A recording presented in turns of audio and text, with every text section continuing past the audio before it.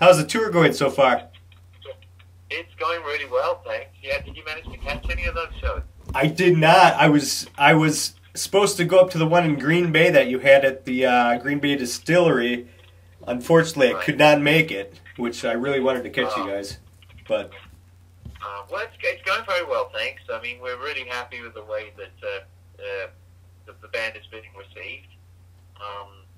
You know, we've been around some of these territories more than once, and when we go back, we see the same faces, which is just terrific. And then we always get a few new faces, and everybody seems to have a great time. So I guess we're very blessed to be getting that reaction. Yes. You know? So you got a new album coming out February 22nd on Frontiers Record. So first of all, I have listened to this many times, and man, I love this new record. It is so strong. It's got a real classic feeling without feeling dated in any way, if you know what I mean. Oh, that's great. That makes me feel really good, because I think that's where it came from. We wanted to set our origins from the heritage of this band and take it somewhere that it's very modern. I mean, we're all, I think, you know, we're all influenced by modern music. I certainly can speak for myself, and you know, modern ideas, and we want to do something that's current. I mean, we don't want to sort of repeat, you know, what's been done so many times before. Right. Yep. Exactly. So, how did this second album come about? Yeah, I mean, it's a really good question, and I'll tell you, it's got a very good answer as well, which is that when we first started touring Heavy Crown, I don't know that the intention of in the band was to do any more than that. Right. It was just to tour Heavy Crown. You know, Jimmy Bain had passed away, and it was a sad time. And the other guys, I mean, you'd have to check with them, but I'm pretty certain that they weren't really sure what they wanted to do or what they would do. So, you know, they said, well, after a great deal of thought, I think they said, well, maybe we should do is actually go out and play these songs and play them for, you know, play them for the fans, and as a legacy to Jimmy. Jimmy had worked really hard on that last record, and ironically, just as it came out is when he passed. So they felt that the least they could do for Jimmy's memory is to take that out and perform it for the fans. Sure. And so that had been the original intention. You know, Viv has said in a couple of interviews, I don't know if you've read it, but if he'd have known that the band was going to continue, he wouldn't have called it Last in Line. It just happened to be a pretty good working title at that moment in time. Right. But he feels that it brings a lot of confusion to people. They say, well, you know, what is Last in Line? Is it a Dio tribute band? Exactly. And it's proving to be, you know, an original band. And while it might have its roots in early Dio, it's not a Dio tribute band. So, right. You know, going forward a little bit, when we were out there on the road playing, it became evident that there was a chemistry between the four of us that was not dissimilar from the original chemistry that had been established with Jimmy. And so, you know, eventually that question came up, and we said, well, we should do another record. Yes. Also, the people were very appreciative of the new material, you know. Right. So many times, you know, what I call heritage bands go out there to perform a known catalog, and people are not interested in the new songs. They want to hear the hits. Exactly. Right. And, you know, when they come up with a new song, they'll go to the bathroom. You know, exactly. It's and we found ourselves in a very, very fortunate and enviable position that we do not take for granted, where people want to hear the new songs. Yep. That's probably the reason why we decided to move forward and do another record. Very good. And then what was the writing process like on this? Were you guys get together and bang them out, or send files back and forth? No, that's exactly what we did. We got together and we wrote together collectively as a unit, which is these days is a very unusual way of working, but it's really it was a breath of fresh air to me. I mean, I write a lot. I like to write. I write on my own, but it's not my preferred way of writing. I prefer to write and collaborate with somebody, Right. because I'm going to come up with new ideas. You know, that you end up with something which is greater than the sum of the parts. Yep. So when Vivian came up to me and said, you know, this is how we did the first 3 Dio albums. We went into the studio without any ideas, just jammed. This is how we did Heavy Crown. We did exactly the same thing. And this is how we want to do the next record. This is just our way of working. So, you know, I had told him I was going to start preparing maybe some ideas or some riffs or whatever. And he said, no, just come in. We'll just plug in and we'll see what happens. Yeah. And that's what we did. And it was great. I mean, I was thrilled to work that way. Yeah. It was just so, you know, I haven't done that in years. I think it really comes through in the record too. I mean, you can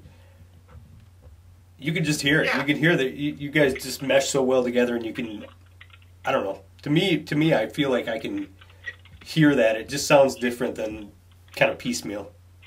Yeah, I mean, you can tell. You can tell when it's like, this is a standard chorus structure, this is a standard verse structure. And here we were messing around with ideas, and there was a couple of songs where we said, well, we've got too many parts. This part's really cool. It sounds really good going into that part. Yeah. Maybe it's a little, you know, it's a little cheeky, but I think we can turn this into a song and keep all the parts in it.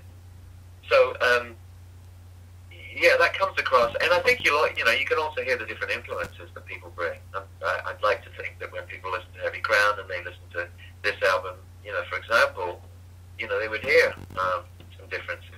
Yep. You know, I've been honored for the last couple of years to be going out playing Jimmy's parts and being able to do something for Jimmy Bain, you know, who's my friend. Yep. Being able to pay tribute to him and keep, you know, there's not much you can do for people who've passed on.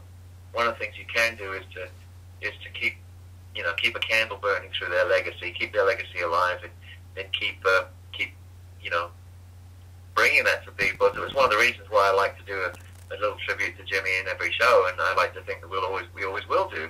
Sure. If it wasn't for Jimmy, that, you know, this whole band wouldn't have come together. So, but in the same way, listening to the new material, you know, people will get to hear, you know, the difference that comes from this version of the band. Right. Who are your musical influences? It's, you know, it's odd. I mean, I came from a real melting pot of musical ideas. I grew up in London you know, I was born in the 60s. I grew up in the 70s, so I was a teenager in the 70s. Sure. And at that time, my musical influences were, I've been a classical violin player as a child until I was 22. So I had classical music on one side. I was very much interested in, I loved, you know, British, English glam rock, whether it was David Bowie, well, actually, let's go back earlier, whether it was, you know, Mark Bolan, or whether it was Martin Hoople. I loved the classic rock side of stuff, which was early Zeppelin. And of course, David Bowie was a huge influence as well. So all of these kind of musics that I really enjoyed, and I loved classical, and all of a sudden I became enthralled with American 50s rock and roll, rockabilly, Perkins, Elvis Presley, early stuff like that. I loved all of that. And then all of a sudden, punk happens. And it was very tricky, because I grew up in a place called Maida Vale, which is geographically in London between Abbey Road Studios and Paddington. And there was a lot of music around there. And that's where a lot of the punk bands started. So bands that you may or may not have heard of, like London SS, or Kilburn and the High Road, or Chelsea, it eventually turned into Generation X, turned into The Clash, and turned into you know, the UK Subs or Ian Dury. All of that happened right around where I lived. Okay. And at the time I was a teenager, so it was very difficult for me not to be aware of that, not to be caught up in it. But at the same time, I was in slight conflict, because with my crowd and my gang of friends, you know, we were playing a music that was sort of that was shunned by punk, and was, you know, right, tricky. And throwing some more into the mix. One of the musics that was very predominant in London was reggae and calypso. I mean, that was our black music. So, you know, we had a lot of reggae influence in bands, even punk bands and what have you. If you listen to The Clash, if you listen to The Police, Sure. There's a lot of reggae influence there. So all of those were my musical influences. How's it working with Andrew Freeman? I have a lot of respect and time for Andrew. He's not only a fantastic singer. We worked together on the Rating the Rock Vault show. I knew him a little bit before, but working with him on the Rock Vault show, he really is a passionate perfectionist. Okay. And he gets very, very committed to what he's doing, and he's a perfectionist. He wants it to be perfect. The other thing that's tremendous about him is he has a tremendous amount of contemporary influences. I don't think he passes any single piece of music over. Anything he hears, regardless of the style. I mean, it could be hip-hop rap. I mean, it could be whatever that comes across. It could be just pop stuff that comes across. He appreciates everything, and he allows himself to appreciate the creativity in anything. And I think having that kind of open mind helps with being a creative artist. You know, you want to do things that are new. You don't want to just, say what's been done before or do what's been done before. And so, because of that, I have a lot of respect for him. And he's also a great frontman. He has a great command of the audience. Yep. And he has been able to deal with something that has never even come up, which is that the minute he steps on stage, there's never a comparison. Is this guy trying to replace Ronnie James Dio? Is he as good as Ronnie James Dio? Is he doing justice to Ronnie James Dio's song? Right. That never comes up. It's very evident that he's a different singer. He's doing something that does pay a great homage to Ronnie James Dio and to the previous catalog that Vinny and Vivian, wrote. Yes. And he also represents something new and something fresh. So for all of those reasons, I mean, I can't think of a better frontman. Very good. Okay. Yeah. Do you feel the name of the band has held you back at all? Like I know you said before that people get confused that it might be a Dio tribute band and stuff. Well, we're trying to rebrand it Right. as LIL. Okay. And I think that's a smart move. Yes. Like I said, Last in Line was a working title. It made sense. They originally got together, the three of them, to re-jam some of the songs that they wrote together, 30 years beforehand. Right. And it's now, transitioned into a creative band, into new material. And Last in Line, I mean, it does evoke the idea that it's a tribute band to Dio. There are other tribute bands out there who do a fine job of paying tribute to Dio, but we want to do something different. Yeah. And I think we can. And it became evident when we started working together on the road that something was gelling that was not dissimilar to the original lineup. And when people come to the shows, they're going to hear, 4 or 5 songs that Vivian and Vinny wrote together with Jimmy and Ronnie. Yes. They're going to hear those songs. They're also going to hear some of the, three songs or so off the Heavy Crown album. They're going to hear another 4 songs off the new record. There's going to be something for everybody there, and it's going to cover all bases, but it is a different thing from just a tribute band. Okay. And so that gave us a little bit of an issue with the name.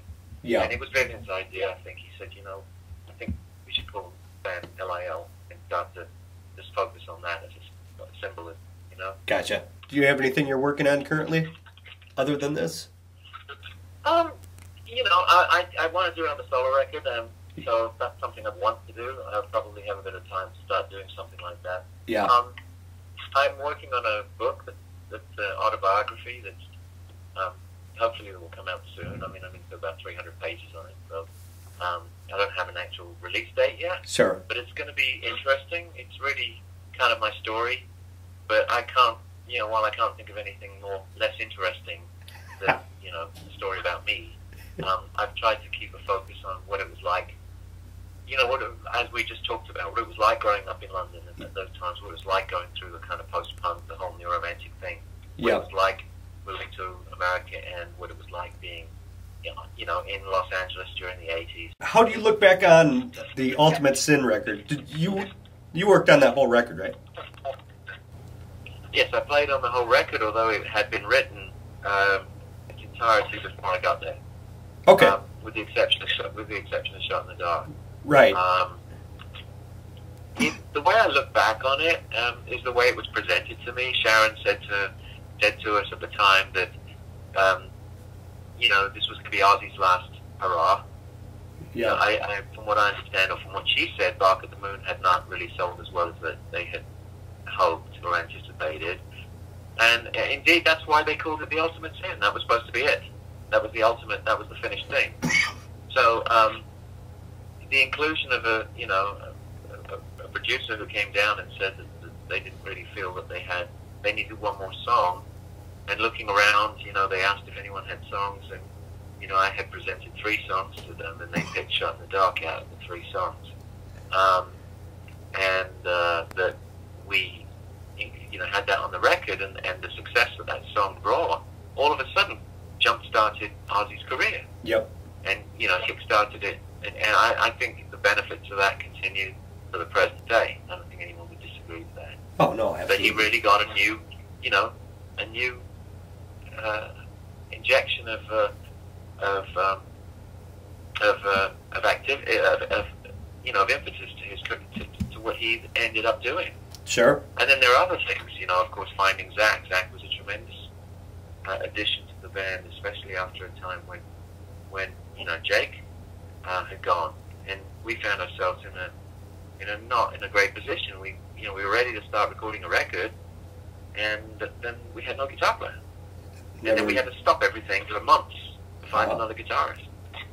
It was really a trying time. It was for everybody. So sure. But in finding Zach, I think that proved to be a fantastic thing. Yeah, that definitely turned out well. But yeah, it turned out well for everybody. Yeah. Yes. I really appreciate your time, and best of luck with everything in the future. Thank you, Joe. Thanks a lot. All right. You're welcome. You have a great day, and I appreciate it. Thanks for talking to me. Okay, you too. All right. Bye. Okay, take care. You bet. Bye. Bye.